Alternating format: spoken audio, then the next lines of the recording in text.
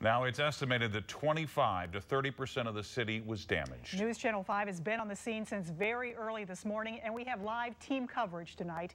We begin again with News Channel 5's Casey Nolan. Casey?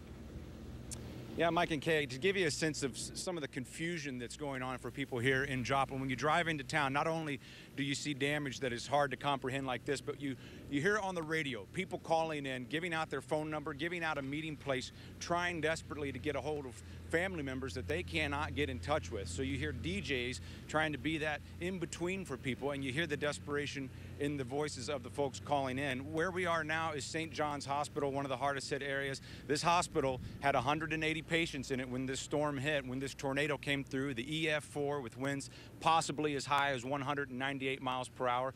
The patients that survived have been moved to other hospitals. We know some were injured. We believe some were even killed. Here are the latest numbers in Joplin. We have 116 people have been killed in this storm. The governor is here, FEMA is here, and just a little bit ago, they talked about the efforts going forward here. There's going to be some very difficult shifts in the hours to come. There are going to be some things out there that are hard to see and hard to stomach, and I ask that everyone keep these workers in their prayers.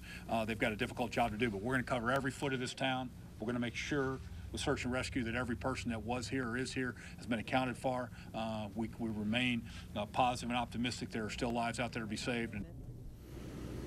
So as the governor said, he remains positive, and he has some good reason. Despite all the devastation, Mike Rush, there is a little bit of good news here so far. A little bit of good news, and that is all relative, of course, but the good news is that just today, rescue workers, and there are hundreds of rescue workers, 400 to 500 who have come here, first responders, found 7 people buried in rubble who were alive, and so that is very promising news. A lot of those people were inside of a Home Depot there, but here is the scary thought, that they don't even know how many people are missing in this area. When you look at some of this devastation over here with the cars that are overturned and with the structures that are just torn up and the trees that are snapped by here, it's just hard to imagine that this much devastation could be here. And I'll tell you what, folks, it gets even worse. You can't, unfortunately, see it from where we are because it's across the street from us, but there's a neighborhood, houses that are just slabs, and we've seen some of that video earlier. I talked to a couple earlier today, and they were just looking through their house, or what was left of their house, to try to find anything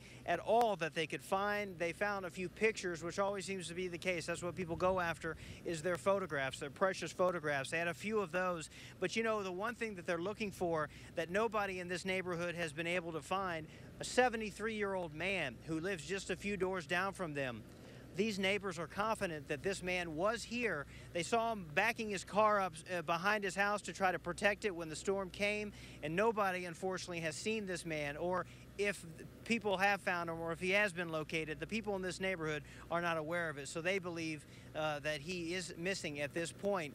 And the search is going to go on 24 hours a day as they search for these people. Here's the big problem, though, is that the weather is just not cooperating. There has been a thunder and lightning storm. There's thunder off to my left that I just saw right now. And at times, rescue workers have had to stop, let the storm pass, and then resume. So just horrible conditions here in what is already just a horrible, horrible situation.